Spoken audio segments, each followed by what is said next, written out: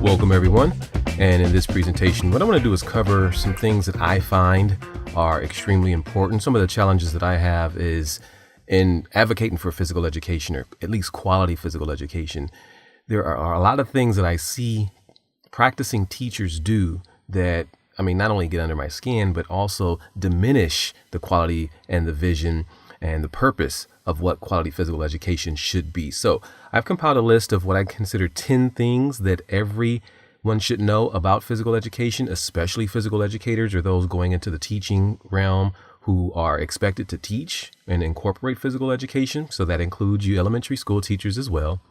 So these are just some things I want you to consider as you prepare throughout this class and as you prepare to go into a field in which physical education is really seen as something separate, a different entity other than overall education. So the first thing that I really want you to consider is, number one, teaching is not coaching. And this is extremely difficult for some people to grasp, especially people who have been athletes or are athletic. They seem to always think that, well, if I can play a sport or if I can do this and I'm coached well, then that coaching is pretty much the same as physical education. And this is really something that leads into what's called role conflict, ROLE, conflict. And that role conflict is when teachers are hired to be coaches and they happen to teach as well, but they're primarily responsible for their coaching responsibilities. And so what happens is they begin to conduct their physical education class as if they were coaching. And it's not the same. Physical education has a distinct different set of standards and guidelines and expectations and protocols that are not the same as coaching. Doesn't mean that coaching is not important, but trying to separate the two is important. So teaching is not the same as coaching students in an athletic event. Number two, poor instruction is what contributes to the elimination of PE programs. Now, you've probably heard over the years people shutting down PE programs, and most schools or school districts or even just people on the outskirts will say that's probably due to budgeting and we have to cut some programs, and so physical education is going to be one to go. That's not necessarily true. Before a physical education program is cut or eliminated, there are some careful observation guidelines in place. People do come, they check out to see what's going on. If the physical education program is conducted as such, it's not really doing anything for the students, is basically providing an additional recess time, then there's no value in it. And this is one of the things that parents had used to contribute to the fact that waivers can be a popular thing. And this is why the waiver policy was passed, which means that if a student is in band, is in athletics, is in cheerleading, any type of other extracurricular activity, they can substitute that for physical education. And it's all because of the poor instruction that's been provided. And so when you're observing a physical education class and you look and you see the teachers are just standing around socializing, they give the students something to do, the students are just running around playing, it's pretty much free time, or there's just a lot of running involved, a lot of punishment with physical activity. Things like that did not contribute to quality instruction. So it's that poor instruction or lack of instruction that contributes to that elimination of a physical education program. So keep in mind that the instructional component is key, is vital to a thriving physical education program. Number three, quality physical education instruction promotes academic learning. There are tons and tons of research out there that emphasize this, that suggests that if a student has undergone and is undergoing consistent regular physical activity, it's structural, it's guided based on the standards, it's purposeful, then that translates to improvements in the academic setting. So students will have more energy, students are more attentive, students are more well behaved. And so a lot of the things that are a result of quality physical education instruction transitions directly into the classroom and helps students to learn better. And we'll see a couple of videos and we'll look at some readings, some articles that actually emphasize this. Number four, classroom management is key. Management is probably the single most factor that leads to the decline of a teacher or leads to teachers looking for something else. We have good, passionate people who are interested in the teaching field, but they don't have classroom management. And so when they're unable to manage their students and their students are out of control, they don't listen, they don't enforce any type of disciplinary actions. They don't want to send students out of their classrooms for fear of looking like a bad teacher. When those things happen, teachers get frustrated, they get overwhelmed, and it's very difficult at the beginning of a year if you don't enforce and implement some management practices to lose your classroom. And that will in turn lead to you being more frustrated and saying, maybe this is not for me. I should look for something else to do. So a lot of teachers leave because they don't have good classroom management. So we'll spend some time focusing on some management practices to help you in your classroom, not in physical education only, but in the classroom academic setting as well. Number 5, PE instruction is not meant to teach how to play sports. I see this all the time, and this is another one of those things that contributes to that elimination of physical education. Teachers who are athletic, once again, or who have been athletic, who did play sports, seem to think that, well, I'm just going to teach my students how to play these sports.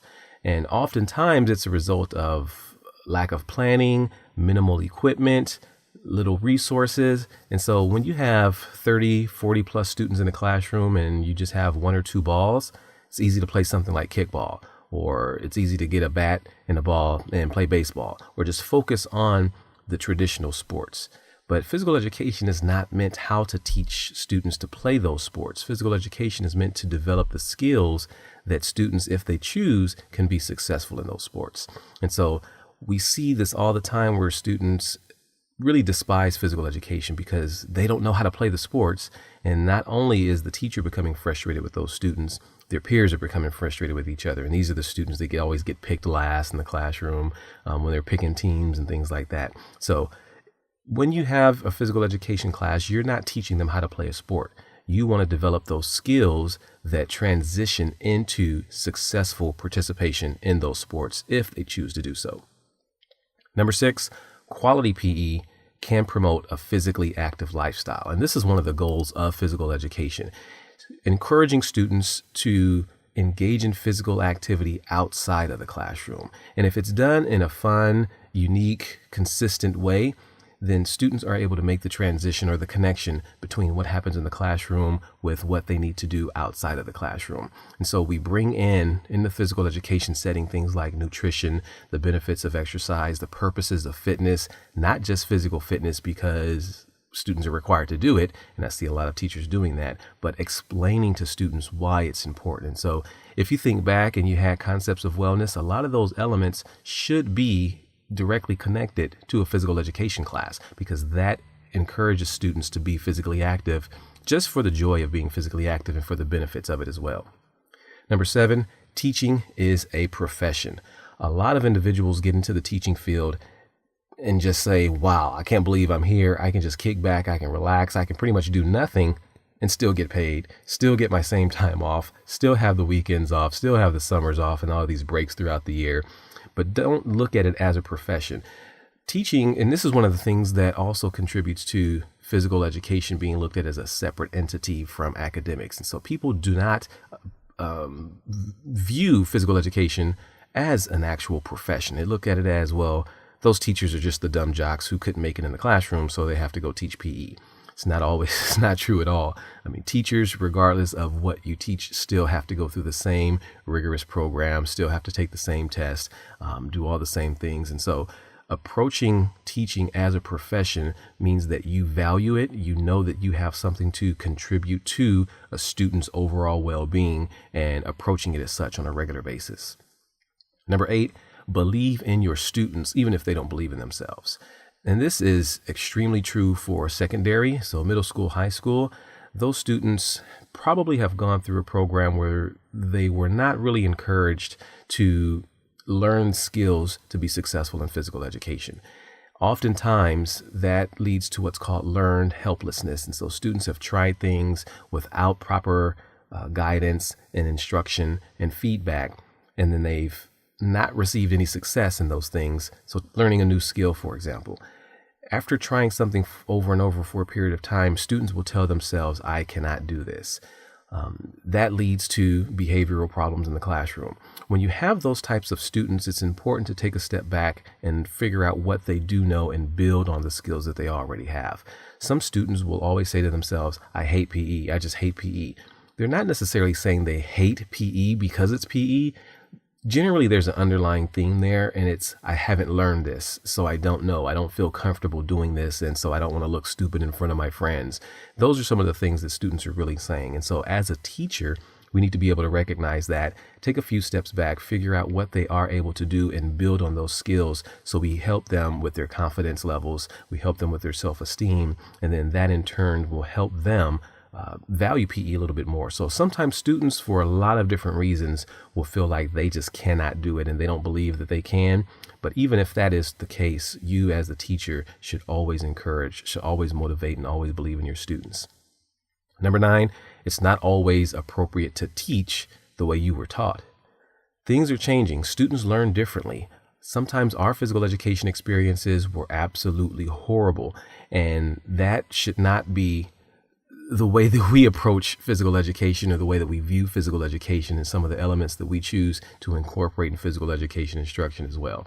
And so just being a product of our own environment, of our own experiences, sometimes is a negative thing. Now, if there were some absolutely wonderful elements of instruction that we picked up on, by all means, utilize those. But oftentimes we need to take our own students and use our own personality, our own ideas, our own thoughts, manipulate some of the instruction so it applies to the students that we have, because every class is different. So the way that you've learned may not be the same way that other students are going to learn as well. If you're in middle school or high school, you'll notice this when you have first, second, third period. All the groups are different. You may have first period that's absolutely wonderful and the students are obedient, they're well behaved, they're attentive, they all are eager to try something, and everything just runs smoothly. But then second period, you may have the complete opposite. And so it's the same topic, but students are learning differently, students are approaching it differently. So keep in mind that just because you learn something a particular way doesn't mean it's the appropriate way to teach those same concepts in the same manner. And 10, being an athlete or being athletic does not mean you can teach effectively. Just because you can do it doesn't mean you can teach it as well. There are a lot of intricacies and elements in teaching that just because we learned how to do it, and I say we, and I'm just speaking of people who are athletic. I'm not necessarily athletic now, but people who are athletic or people who participated in maybe collegiate sports or just love to be active outside of schools. Those individuals know how to do something. And oftentimes those are our most competitive individuals because they get it. They know it comes naturally for them. That's not the case for everyone. Most of the students, the majority of them, do not know how to participate successfully or appropriately in particular games and activities. And so it's important to understand that just being athletic doesn't mean, yes, I know this, I can teach it. Teaching means taking a student who doesn't know anything and being able to develop that student into someone who is able to successfully participate in a variety of games and activities and who values physical education, who's engaging in physical activity outside of school. When you see that, then you know as a teacher, you've been successful. If the students look exactly the same at the beginning of the year as they did at the end of the year, or even at the end of a few months, then in my personal opinion, you shouldn't be paid as a teacher because you failed. You have not done anything for those students. And so thinking of it from an athletic perspective, we're not trying to develop athletes. We're not trying to teach students to be an athlete. In physical education, we're teaching them to understand athletics, but we're teaching them in a way that their skills need to develop. So if they choose to participate in those sports, great for them. So those are 10 things that I believe you should know about teaching in physical education. We'll build on some of these a little bit further throughout the semester. These probably will show up again, or maybe on a test, or maybe on a quiz, or maybe on an assignment. So be sure you are in a complete understanding of these. And if you have any questions, don't hesitate to ask me. Take care.